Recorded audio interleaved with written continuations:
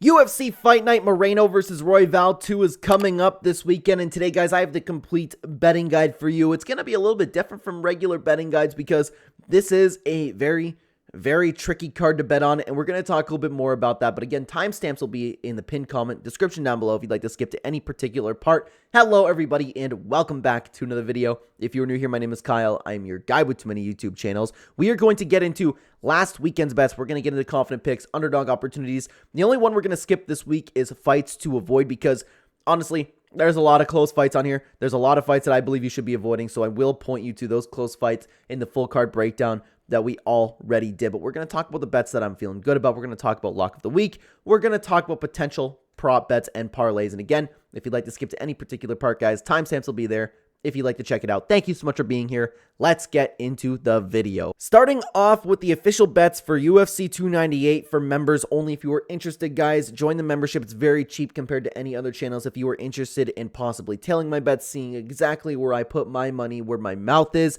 I post these every Thursday or Friday before the event. Sometimes I bet on things other than the UFC, but there will definitely be bets for every single UFC card. But of course, I just appreciate you being here regardless. Now, I played with my money a little bit this time around, and it worked out for the most part.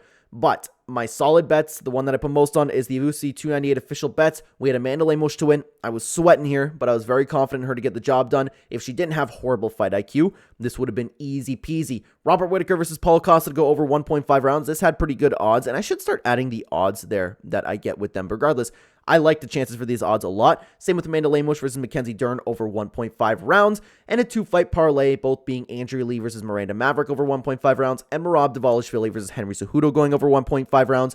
And the last confident bet that I had, the solid bet that I had, was a one championship bet, that being for Jonathan Haggerty to win. So every single bet that we placed here, every single bet that I was confident in, and of course we have the risky section down here, is they all hit. So I'm a very happy man, even though I did not want, oh man, I was really feeling bad for Henry Cejudo watching this, but I was like, yay, the parlay hit at the same time. So other than that, I played around quite a bit with some extra money this time around, and for the most part, it worked out, but I had the single bet. Oh, this should say risky buy it because it's in a whole other section, but this fight got scrapped, right? Justin Tafa to win. The risky single bet being Merab Dvalishvili to win. I worry about this because Merab is coming off of surgery. Same with Amanda Lemos versus Mackenzie Dern to go over 2.5 rounds. I got this for plus 210 odds. I thought it was a little bit risky, but I loved it for plus 210. Now another single bet, risky for Roman Kopylov to win. I worry about this because he's a short notice replacement. Fell under the pressure a little bit, and this was so stupid. This was so stupid. I should have said ultra risky bet. Alexander Volkanovski to win. Taking a big risk because of good odds. I saw the fighter that I believe to be the greatest of all time at almost an underdog. So I bet on him. And it was so stupid, man. So stupid. Regardless, I had a couple other for fun bets. Alexander Volkanovski to win in rounds 3 or 4, plus 900. And then another for fun bet, Robert Whittaker versus Paulo Costa, draw or technical draw, because I could see Costa getting a point deducted. And what do you know? The ref had to stop the fight because of Paulo Costa. But still, of course, the solid bets that we placed, the confident bets, the 1FC bet, and the bets up here, every single one hit. So guys, if you were interested, again, check out the channel membership. We have bets every Thursday or Friday coming up on the channel. Now, guys, let's get into the confident picks for today. The first confident pick is going to be Faraz Zayem. And again, it's very important that this card is very tricky for betting, so I can see a lot going wrong on this card. I myself definitely will not be betting a lot on this card.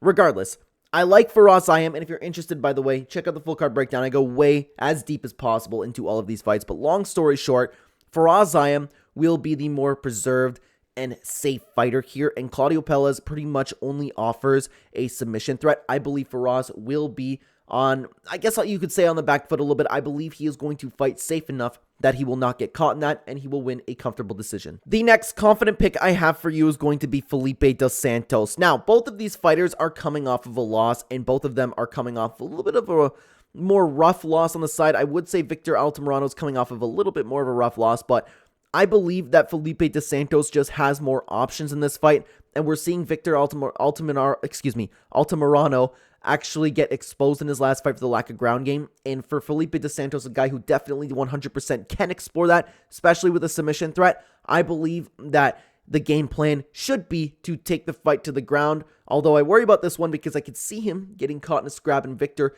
definitely has his very fair share of boxing skills, right? But I believe the option for Dos Santos to take this to the ground is definitely there, and he can win the fight. The next confident pick I have for you guys is going to be Raul Rosas Jr. Guys, long story short, the UFC knows what they're doing here. They brought Raul Rosas Jr., a guy that he can just take down and submit, a guy that we've seen this happen to in the past, a guy that the UFC's matchmaking perfectly fine for this one. That's what I'm going to say, okay? They want Raul Rosas Jr. to win in Mexico City, and they brought him the perfect opponent for it. And guys, the last confident pick I have for you is going to be Yair Rodriguez. Yair Rodriguez, they've already fought once before, and the biggest problem was, can Brian Ortega submit Yair Rodriguez? Well, Yair Rodriguez was going to submit Brian Ortega. So I think it's safe to say we're safe on that front. But other than that, in the stand-up department, it's no competition. Yair Rodriguez is clearly better. He is still hungry. We still have questions about that when it comes to Brian Ortega. But I really like Yair Rodriguez in this matchup. I'm probably going to be betting on him. Now, guys, for the underdog opportunities, I only have one for you. And that's, again, like a lot of these fights are close, but he is a sizable underdog. At the time of recording this video, he is a plus 375 underdog. It's going to be Daniel Lacerda. Here's the reality of the situation. Should Edgar Chairez win this fight? Yes. But they fought once before, and Daniel Lacerda was really getting the upper hand on him. I believe that could happen again.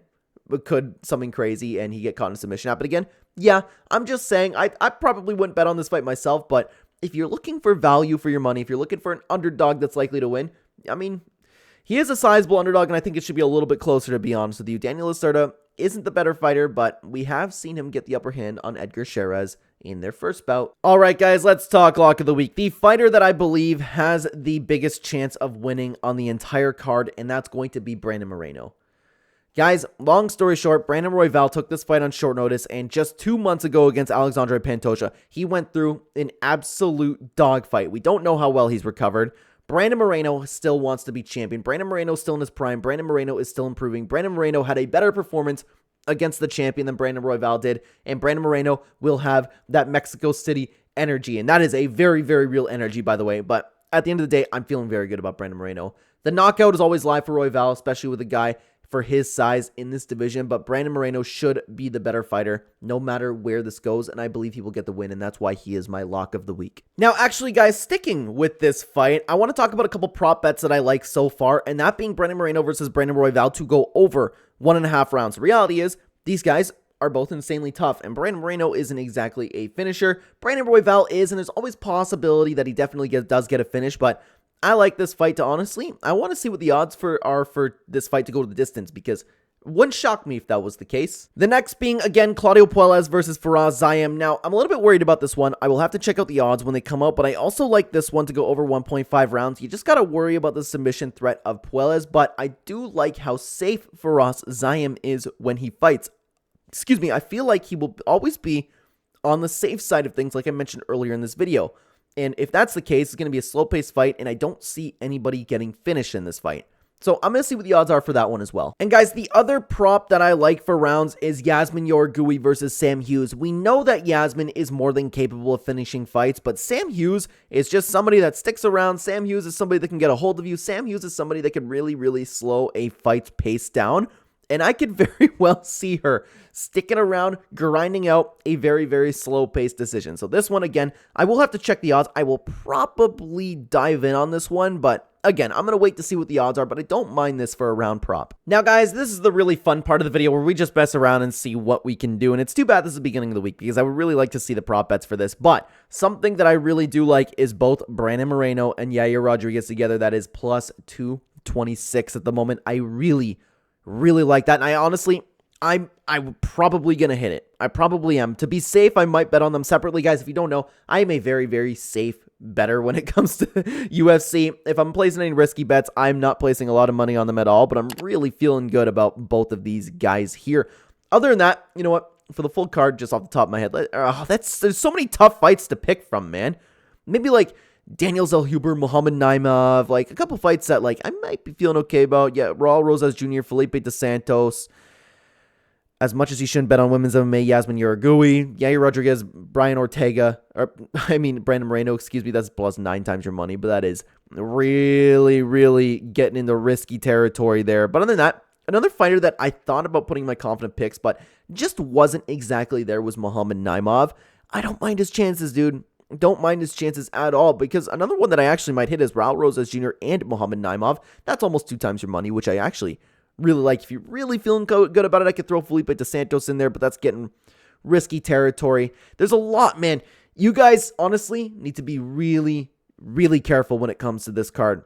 I could see a lot, and I mean a lot, going wrong. There is a lot of fantastic matchmaking here. The UFC is really putting out for Mexico City. Just about every single fight on this card really is a banger, so you guys really need to be careful with your money. Always, always, and I would imagine you know this if you're watching this video. A lot of people really are knowledgeable in the comment section, so I appreciate you guys being here, but be careful.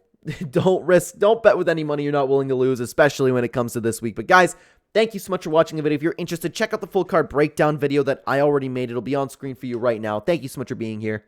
Take care.